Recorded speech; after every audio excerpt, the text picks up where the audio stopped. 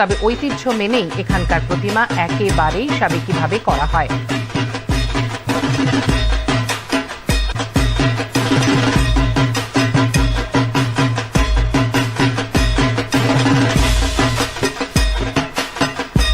মানবাজার শহরের গ্রাম্য যোগাশ্রম দুর্গাপূজা কমিটি 17 বছরে পদার্পণ করল।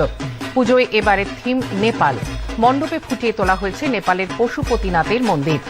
অসাধারণ স্থাপত্য ও হাতের কাজের নৈপুণ্যে মণ্ডপকে আরও সুসজ্জিত করে তোলা হয়েছে। মণ্ডপের সঙ্গে সামঞ্জস্য রেখেই তৈরি করা হয়েছে প্রতিমাও। পুরুলিয়া শহরে রেনি রোড দেবী মেলার পুজো প্রত্যেক বছরই নজর কাড়ে। এবার এখানকার থিম নারী নির্যাতন ও তার প্রতিকার। সাম্প্রতিক বিভিন্ন ঘটনার পরিপ্রেক্ষিতে এই থিম নজর কাটছে দর্শনার্থীদের।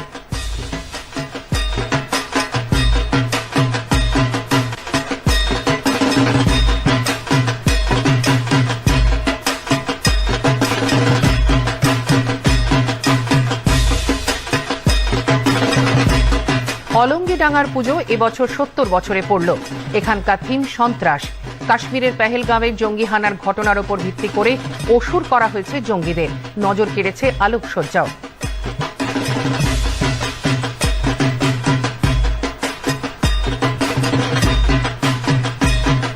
আমলাপাড়ার সর্বজনীনের পুজোর থিমে জেলার প্রত্নতাত্ত্বিক নিদর্শন তুলে ধরা হয়েছে মণ্ডপে।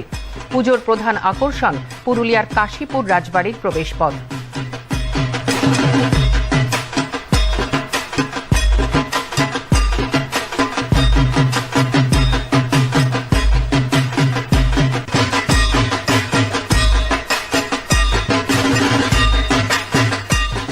সুবর্ণ জয়ন্তীতে ঝালদা নমপাড়া সর্বজনীন দুর্গোৎসবের থিম মাটির ঘরে উমা। মণ্ডপ থেকে প্রতিমা সর্বত্রই রয়েছে বিষ্ণুপুরের টেরাকোটার ছোঁয়া। প্রথম থেকেই মণ্ডপ সজ্জায় নজর কেড়েছে সাধারণ মানুষের। আমাদের ভিডিও ভালো লাগলে লাইক ও শেয়ার করুন, কমেন্ট সেকশনে গিয়ে জানান আপনাদের মতামত। আরও ভিডিও পেতে চ্যানেলকে সাবস্ক্রাইব করুন। প্রতি মুহূর্তে খবরের আপডেট পেতে প্রেস করুন বেল আইকন।